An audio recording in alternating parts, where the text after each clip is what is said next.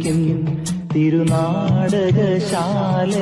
ചേർന്നു നിൽക്കും നാരാളറിയെ കൈപിടിക്കും തിരുനാടകശാലയിൽ ചേർന്നു നിൽക്കും യമുനാ നദിയായി കുളിരലയിളകും നിലവിൽ അമ്പലപ്പുഴി ഉണ്ണിക്കണ്ണനോടു നീ എന്തു പരിഭവം നെല്ലയോതി വന്നുവോ.